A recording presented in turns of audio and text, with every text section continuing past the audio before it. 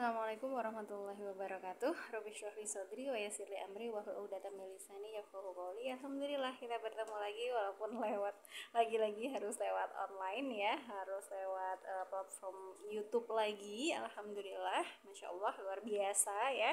Kita tetap bisa melaksanakan perkuliahan kita walaupun qadarullah terganjal dengan berbagai macam situasi begitu ya, sehingga berturut-turut kita harus melaksanakan secara online. Baik, la ba'sa insyaallah khair. Baik, saya di kesempatan ini akan menjelaskan gitu ya, atau sedikit menambahkan tentang hal-hal yang berkaitan dengan dua bab yang kemarin dipresentasikan oleh teman-teman kalian ya, dari kelompok 1, 2 dan kelompok 3, 4 ya, terkait dengan pembagian hadis berdasarkan kualitas dan kuantitas rawi hadis gitu ya. Oke, baik, silahkan disimak penjelasan berikut ini. Pembagian hadis berdasarkan kuantitas perawi atau kuantitas rawinya ya. Seperti yang sudah disampaikan teman-teman ya, saya juga sepakat dengan apa yang ada di PPT mereka ya, kelompok 3 dan 4 berarti ya, bahwasanya menurut kuantitas perawinya ada hadis mutawatir dan ada hadis ahad ya. Hadis mutawatir itu yang seperti apa? Dia adalah sesuatu yang datang berikut dengan kita atau yang beriringan antara satu dengan lain dengan tidak ada jaraknya. Itu secara etimologis, secara bahasa. Mutawatir itu at-tatabu, berturut-turut gitu ya. Tapi kalau yang dimaksud dengan hadis mutawatir itu apa? Maka kita harus menyelami secara definisi terminologisnya, yaitu hadis yang diriwayatkan oleh orang banyak yang mustahil menurut adat atau menurut logis gitu, bahwa mereka bersepakat untuk berbuat dusta dengan hadis tersebut ya. Saking banyaknya orang yang meriwayatkan hadis itu dan ternyata yang diriwayatkan itu sama gitu ya, sampai akhirnya para muhadisin ya, perawi-perawi terakhir, mudawin atau mukharij itu sepakat bahwa segini banyaknya orang ya bersepakat tentang satu hadis yang sama, itu kayaknya nggak mungkin gitu. Maka itu yang disebut dengan mutawatir, saking banyaknya orang yang meriwayatkan hadis tersebut gitu ya. Nah, ternyata ada syarat-syaratnya hadis mutawatir itu. Jumlah rawinya harus mencapai kuantitas tertentu berdasarkan tangkapan panca indera, keseimbangan jumlah perawi dalam setiap tobakoh itu kurang lebih sama gitu ya, dan mustahil terjadi kesepakatan berbohong ya. Jadi jumlah rawinya harus mencapai kuantitas tertentu ya. Mulai dari awal sini ya, mulai dari awal ini itu udah diriwayatkan oleh orang banyak ya. Nggak boleh cuma 3 seperti yang di gambar itu, nggak boleh ya. Jadi harus ada orang keempat, 5, dan bahkan jika lebih banyak itu lebih bagus gitu ya. Nah, kemudian berdasarkan tangkapan panca indera dan mereka, tiap-tiap orangnya ini ya, mendapat hadis tersebut itu dengan tangkapan panca indera mereka, entah melihat Rasulullah melakukan hal tersebut atau mendengar Rasulullah mengucapkan perkataan tersebut gitu ya. Kemudian yang ketiga, keseimbangan jumlah perawi dalam setiap tobakoh. Tobakoh itu tingkatan ini ya, tingkatan ini. Nah, 1 ini tingkatan, termasuk yang sini juga tingkatan ya. Jadi ketika di sini ada 1, 2, 3, 4, 5, 6, 7 ya, maka di tingkatan bawahnya itu kurang lebih ada orang yang jumlahnya kurang lebih sama, atau kalau tambah-tambah pun tuh nggak berbeda jauh jumlahnya gitu ya. Begitu juga di tingkatan bawahnya gitu ya, 1, 2, 3, 4, 5, 6, 7, 8, nanti tambah sedikit dari tobakoh yang sebelumnya nggak masalah, tapi kurang lebih seimbang begitu ya. Kemudian mustahil terjadi kesepakatan berbohong. Itu seperti yang saya sampaikan tadi ya, dari sekian banyaknya orang ini ya, mereka itu disimpulkan oleh para muhadisin, kayaknya nggak mungkin ya sebanyaknya orang ini itu bersepakat berbohong atas satu hadis yang disebutkan oleh Rasulullah Shallallahu Alaihi Wasallam ya, seperti itu. Oke, berikutnya itu syaratnya ya, syarat hadis mutawatir. Jadi kurang lebih ada 4 poin tersebut. Berikutnya macam-macam hadis mutawatir ya. Tadi kan menurut tangkapan panca indera tadi ya, salah satu syaratnya. Nah, panca indera yang mana nih? Yang pertama adalah tangkapan secara lafzi gitu, hadis yang sama bunyi lafaz, hukum dan maknanya. Yang kedua maknawi, hadis yang berlainan bunyi dan maknanya tapi dapat diambil makna secara umum ya. Kalau lafzi ini biasanya adalah qaul Rasulullah ya, perkataan Rasulullah ya, biasanya kebanyakan gitu ya, sehingga Rasulullah mengucapkan apa tinggal ditirukan sama sahabat-sahabat. Kalau maknawi ini kemungkinan dari 2 macam hadis ya, bisa dari hadis qauliyah atau dari hadis fi'liyah, karena hadis yang berlainan bunyi dan maknanya tetapi dapat diambil makna umum. Jadi sahabat ini meriwayatkan hadis yang sama, baik itu dari hadis qauliyah perkataan Rasulullah atau perilaku Rasulullah, tapi dengan rangkaian atau redaksi kalimat dari mereka sendiri, tapi maknanya sama begitu ya. Kemudian yang ketiga adalah hadis mutawatir amali, sesuatu yang diketahui dengan mudah dan mutawatir di kalangan umat Islam bahwa Nabi Muhammad SAW mengajarkan dan menyuruh hal tersebut. Nah, kalau amali ini kembalinya adalah hadis fi'liyah gitu ya. Jadi kalau hadis lafzi itu umumnya berasal dari hadis qauli ya. Kalau hadis lafzi ini umumnya adalah dari hadis qauliyah begitu. Kalau hadis maknawi ya itu bisa dari hadis qauliyah dan juga dari hadis fi'liyah. Kalau amali biasanya dari hadis fi'liyah. Perilaku Rasulullah SAW. Kalau maknawi bisa dari dua sumber ini ya, qauliyah ataupun fi'liyah gitu. Kemudian hukum hadis mutawatir ya tadi udah disepakati oleh muhaddisin, mukharrij dan mudawin bahwa orang sebanyak ini meriwayatkan hadis yang sama itu nggak mungkin. Orang mereka aja rumahnya beda-beda, orang mereka aja tinggalnya di negara yang lain-lain gitu ya. Orang mereka aja merantau ke berbagai belahan dunia yang mereka tuh nggak akan ketemu gitu ya, tapi mereka bisa meriwayatkan hadis yang sama. Maka dengan kesamaan tersebut sehingga disimpulkan bahwa hadis yang mutawatir ini adalah 100% makbul ya, atau qat'il wurud, atau pasti keberadaannya dan bisa diterima, bisa dijadikan hujah atau bisa kita jadikan pegangan pedoman bahwa itu adalah hadis yang benar datangnya dari Rasulullah Shallallahu Alaihi Wasallam itu ya. Oke, sekarang adalah hadis ahad ya. Ahad seperti kita menghafalkan angka-angka Arab gitu ya. Wahidun satu isnain ya. Wahidun ahad itu diambil dari kata satu ya, yang artinya adalah satu gitu. Nah, kalau secara terminologisnya adalah khobar atau hadis yang jumlah perawinya nggak sebanyak jumlah perawi hadis mutawatir ya. Baik perawi itu 1, 2, 3, 4, 5 atau seterusnya. Maksudnya 1, 2, 3, 4, 5 itu gimana, Bu? Ya itu tadi jadi dari Rasulullah SAW gitu ya. Mungkin hanya diriwayatkan oleh Ali bin Abi Thalib samanya gitu ya. Kemudian ke sahabat kan ini, kemudian oleh tabi'in, kemudian oleh tabi'in, kemudian oleh mudawin atau mukharrij rawi terakhirnya gitu. Sehingga bisa jadi itu yang meriwayatkan itu hanya 1, 2, 3 orang aja gitu ya, karena hanya ditemukan hanya ditemukan oleh mudawin ini dari satu jalan atau satu sanad saja gitu ya. Atau kalau enggak maksimal dari 3 sanad deh ya, maksimal dari 3 sanad. Sehingga yang meriwayatkan bawah-bawahnya pun tidak sebanyak hadis mutawatir di mana dia yang meriwayatkan itu banyak sahabat gitu ya. Bisa jadi ketika Rasulullah mengucapkan atau melakukan perbuatan ini itu yang melihat atau mendengar hanya satu atau dua sahabat saja gitu ya, atau ketika beliau ngobrol private gitu ya di rumahnya hanya mengundang 1 atau 2 tamu dari sahabat saja gitu, sehingga yang awal mendengar adalah hanya 2 orang tersebut, kemudian diriwayatkan pun tidak banyak yang kemudian meriwayatkan gitu ya. Nah, akhirnya sedikitlah perawinya dan inilah yang disebut dengan hadis ahad gitu ya, artinya satu atau maksudnya dia itu jarang banget yang meriwayatkan gitu ya. Nah, kemudian syarat hadis ahad itu ya, agar hadis itu bisa diterima karena memang yang meriwayatkan hanya sedikit atau secuil orang saja gitu ya, tidak semasyhur atau sepopuler hadis mutawatir gitu ya, maka syaratnya juga lebih ketat gitu ya. Syarat hadis ahad adalah perawinya harus adil dan dhobit. Adil itu seperti kemarin yang saya sampaikan, adil itu dia harus alim, dia harus jujur, ibadahnya tekun, istiqomah gitu ya. Kemudian dhobit adalah cerdas, benar-benar dia orang yang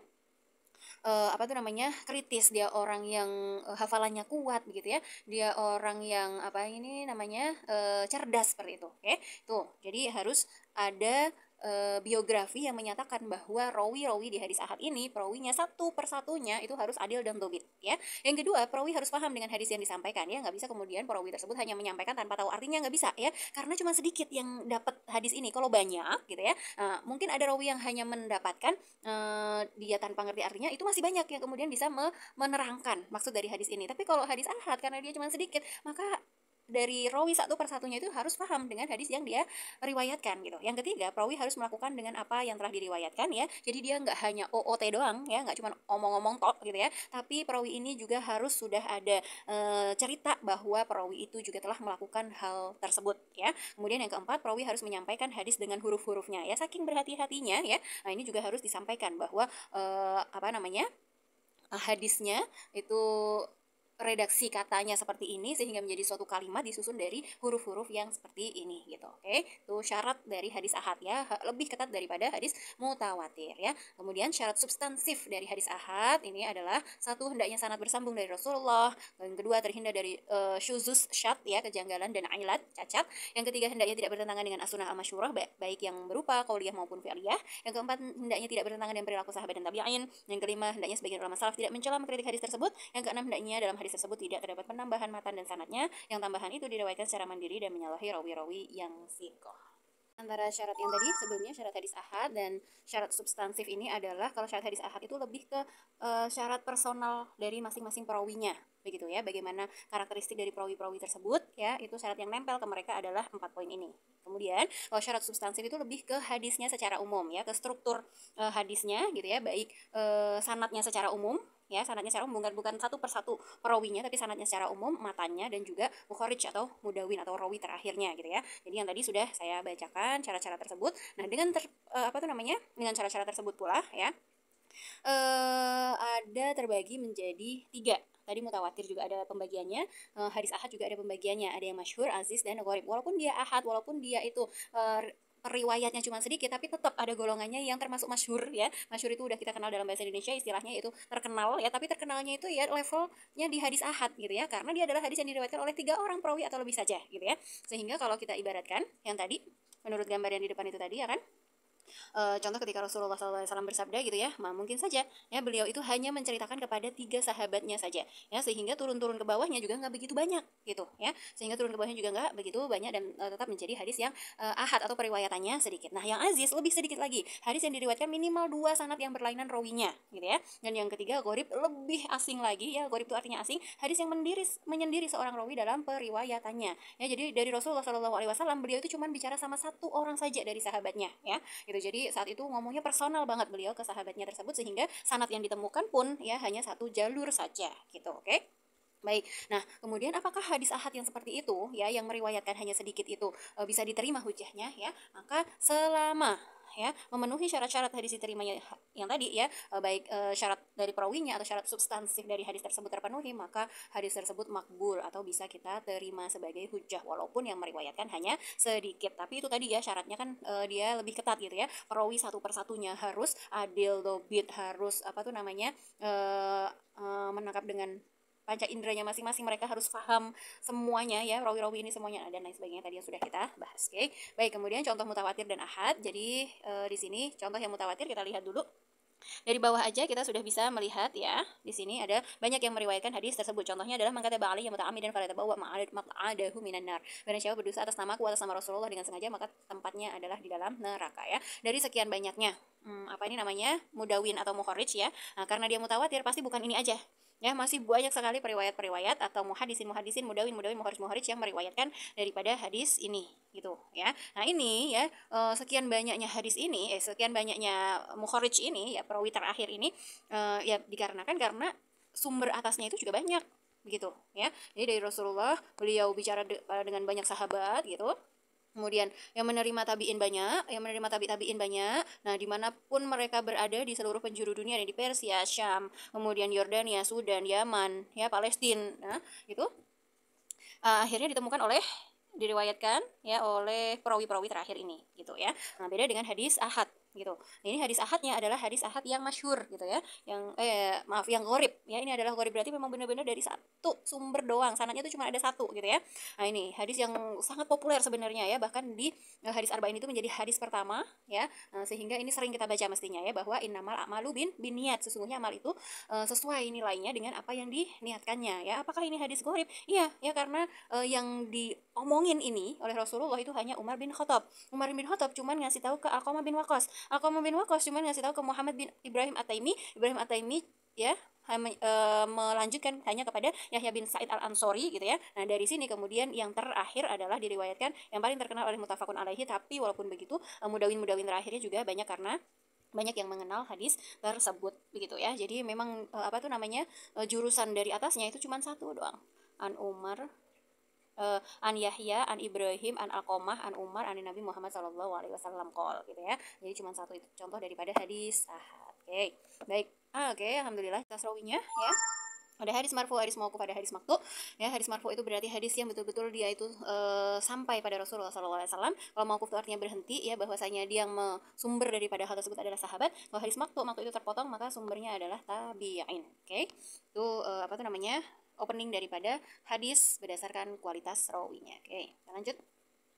Dari segi kualitas rawi, hadis terbagi menjadi 3 ya, yaitu hadis sahih, hadis hasan, dan hadis dhaif. Hadis sahih adalah hadis yang diriwayatkan oleh rawi-rawi yang adil, sempurna ingatannya, sanadnya bersambung, nggak berilat, tidak janggal ya, nggak ada cacat sama sekali di dalam hadis tersebut ya. Sudah diteliti berkali-kali, berulang-ulang oleh para muhadisin, ternyata memang ini adalah paten ya, nggak kaleng-kaleng nih, udah tidak ada yang perlu diragukan ya. Itu adalah hadis sahih ya. Klasifikasinya ada sahih lidatihi ya, memenuhi syarat secara maksimal secara mandiri gitu ya. Ada juga sahih li ghairihi, sahih karena ada faktor lain. Contoh adalah hadis hasan tapi diriwayatkan melalui beberapa jalur ya, banyak jalur sehingga hadis hasan tersebut naik kelas menjadi sahih, tapi sahihnya sahih li ghairihi gitu ya. Nah, kalau hadis hasan apa? Kalau hadis hasan yang kedua ini adalah hadis yang diriwayatkan oleh orang yang adil ya, sama orang yang adil nih, sama orang adil. Kalau hadis sahih tadi sempurna ingatannya, nah ini membedakan. Kalau hadis hasan kurang sempurna hafalannya ya. Sanadnya harus tetap bersambung, harus tetap tidak ada ilat atau tidak ada cacat, dan tidak ada kejanggalan atau tidak ada syad ya. Jadi yang membedakan hanya hafalan atau kekuatan ingatannya ya. Kalau hadis sahih itu perawi-perawinya udah dipatenkan bahwa mereka tuh orang-orang benar-benar cerdas, orang-orang yang berparipurna hafalannya gitu ya. Tapi kalau hadis hasan ya masih kurang-kurang dikit lah ini hafalannya gitu ya. Tapi dari sisi yang lain karakternya gitu ya, dia termasuk orang yang soleh, dia alim, tidak mungkin kalau dia berbohong atau ceroboh dengan periwayatan yang dia sampaikan ke orang-orang gitu ya. Sama klasifikasinya juga ada dua, ada hasan lidzatihi memenuhi syarat hasan dengan sendirinya gitu ya, dan ada hasan li ghairihi, hasan karena ada faktor lain. Contohnya ada hadis dhaif ya karena rawinya buruk hafalan, rawinya nggak dikenal, mudalis gitu ya, bisa menjadi hasan karena dibantu oleh hadis yang semisal yang diriwayatkan oleh rawi yang lain lebih rojih gitu ya. Jadi kalau tadi ada sahih li ghairi itu adalah hadis hasan yang berasal dari banyak periwayatan ya. Hadis hasan banyak, tapi kok intinya sama gitu ya, intinya sama ya, maka dia bisa naik kelas jadi sahih li ghairi. Ini juga ada hadis dhaif ya, hadis dhaif tapi ternyata ada beberapa riwayat sama-sama dhaif tapi mereka juga inti dari hadisnya juga sama, maka dia juga bisa naik kelas menjadi hasan li ghairihi gitu ya. Nah, sedangkan dhaif itu artinya adalah secara etimologi adalah lemah ya. Lemah. Hadis yang tidak terkumpul padanya sifat hadis sahih dan hadis hasan ya. Klasifikasinya ada dhaif berdasarkan cacat, keadilan dan kedobitan rawinya, bisa ini berasal dari orang-orangnya, perawi-perawinya ya. Bisa juga dhaif berdasarkan gugurnya rawi atau tidak bersambungnya sanad ya. Bisa rawinya yang apa tuh namanya, yang karakternya nggak bagus ya kan. Bisa juga yang rawinya ini nggak sambung ya, antara si fulan sama fulan ini harusnya nggak ketemu, tapi kok di sini bisa kemudian diriwayatkan dari fulan ke fulan, ya nggak bisa gitu ya. Nah itu juga ada banyak apa ini namanya istilah-istilahnya. Oke. Nah ini ya, dhaif karena cacat pada keadilan dan kedobitan rawi. Ada yang tadi disebut hadis maudhu, matruk, mungkar, syad ya. Hadis maudhu adalah hadis palsu yang diciptakan oleh seorang pendusta baik disengaja maupun tidak disengaja. Hadis matruk adalah hadis yang sanadnya ada seorang rawi yang tertuduh dusta ya. Jadi dari sekian kan sanad kemarin kan dari ini Muhammad ya. Nah, ada siapa lagi gitu ya. Nah, ini ada salah satunya tertuduh dusta, maka deng-deng gitu ya. Nah, ini disebut hadis matruk. Kemudian hadis mungkar adalah hadis yang pada sanadnya terdapat rawi yang jelek kesalahannya, banyak lengah atau tampak fasik. Kalau ini tadi dusta, ya kan, kalau mungkar adalah berarti orang ini itu sering bohong gitu ya, dia ceroboh, dia ibadahnya mbuh-mbuhan gitu ya, kadang sholat, kadang enggak gitu. Nah, itu maka disebut ketika ditemukan ada perawi yang seperti itu biografinya, maka dia ya walaupun di sini orangnya bagus, tapi kesempil sama orang yang karakternya seperti itu, maka hadis ini secara keseluruhan menjadi hadis mungkar gitu ya. Kemudian hadis yang diriwayatkan oleh rawi yang makbul tapi menyalahi hadis yang lain yang diriwayatkan oleh rawi yang lebih rojih gitu ya. Jadi ada hadis yang sama ya kan. Nah, oke. Sebenarnya ini diterima aja sih, makbul gitu ya. Tapi karena kemudian apa namanya? Nah, ternyata ditemukan hadis yang intinya sama tapi orang-orangnya lebih kece-kece gitu ya. Ini dia diterima, tapi orang-orangnya oke lah ya, tapi standar gitu ya. Nah, ada hadis lain yang isinya sama tapi perawinya lebih kece-kece nih. Nah ya, dia lebih dobit, lebih alim gitu ya. Maka hadis yang ini akhirnya menjadi hadis syad ya, menjadi hadis dhaif dan dia syad gitu ya. Oke, baik. Kemudian dhaif karena gugurnya rawi atau tidak bersambung sanadnya. Nah, ini ada mu'allaq ya.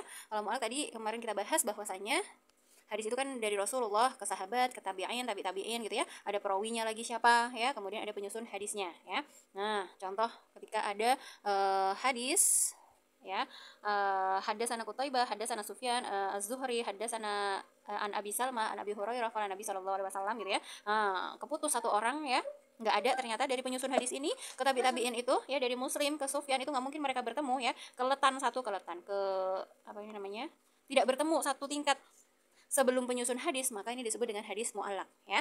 Ini ada hadis mu'dhal ya, kalau hadis yang putus sanadnya dua orang atau lebih secara berturut-turut. Oke, nih berturut-turut ya kan, ternyata ada hadis yang ditemukan dari apa ini namanya, Rasulullah diteruskan ke sahabat, ternyata langsung ke perawi sebelum mukharijnya. Nah, tabiin sama tabiinnya nggak ada gitu, atau nanti dimanapun gitu ya, kalau dia pokoknya kosong berurutan ya, baik sahabat sama tabiinnya hilang atau tabiin sama tabiin sama perawinya. Ya, pokoknya kalau berurutan namanya adalah hadis mudhal gitu ya. Kemudian mursal adalah hadis yang gugur dari sanadnya setelah tabiin ya. Baik tabiin besar maupun tabiin kecil, artinya yang gugur adalah rawi dari golongan sahabat. Sehingga konteksnya adalah tabiin berkata bahwa Rasulullah SAW bersabda, kan nggak bisa ya. Jadi yang bertemu Rasulullah tuh ya pasti sahabat namanya ya. Nanti kalau ada tabiin yang mengatakan ya, tabiin ini mengatakan Rasulullah SAW bersabda, nggak bisa ya. Kamu dapat dari mana? Harus ada sahabat. Kamu harus punya sumber sahabat dulu gitu ya. Nah, kalau kemudian sahabatnya ini hilang, disebutnya adalah hadis mursal gitu.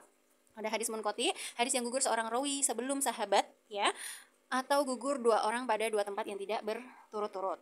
Ya, ini disebut munqati ya.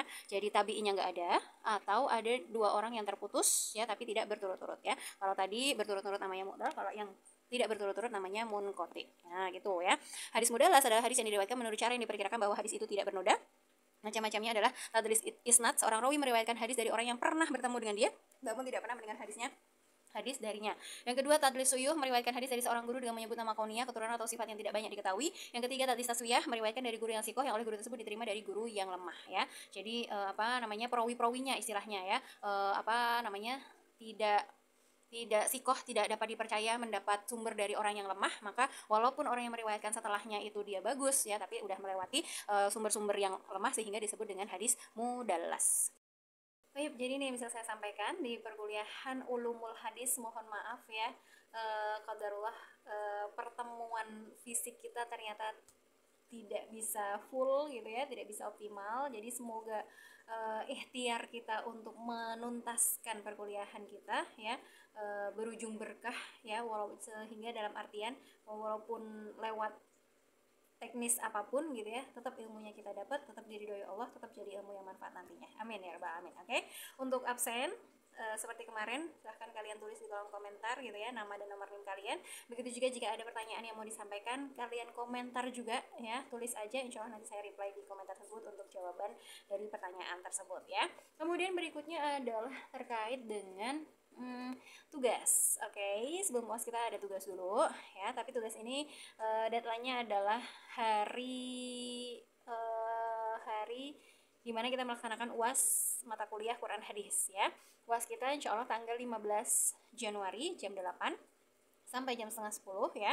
Nanti deadline dari tugas tersebut adalah tanggal 15 jam 23.59 WIB insya Allah ya. Tugasnya apa? Nanti insya Allah saya sampaikan lewat WA dari masing-masing PJ mata kuliah Quran Hadis di kelasnya masing-masing ya. Dan juga nanti pengumpulannya insya Allah lewat Google Classroom gitu ya. Nanti saya buatkan Google Classroom ya, sekalian ada G-form yang nanti harus kalian isi di saat pengumpulan tugas tersebut, sekaligus presensi tugas gitu. Oke, baik. Jadi buat teman-teman semuanya yang sekarang sedang berkumpul dengan keluarga atau sedang berlibur, semoga bisa memanfaatkan liburannya dengan baik, dengan manfaat gitu ya, dengan liburan yang tidak menimbulkan kemudharatan ya, sehingga liburannya benar-benar membawa berkah atau kebaikan. Barakallahu fikum. Saya mohon maaf ya jika ada salah-salah kata dan perbuatan ya. Insyaallah semoga nanti pas waktu UAS kita bisa ketemu untuk terakhir kalinya. Bisa foto-foto deh ya. Oke, nggak apa-apa. Yang penting kita 0000. Mohon dimaafkan jika selama mendampingi kalian saya ada salah kata dan perbuatan. Barakallahu fikum ajmain. Wassalamualaikum warahmatullahi wabarakatuh.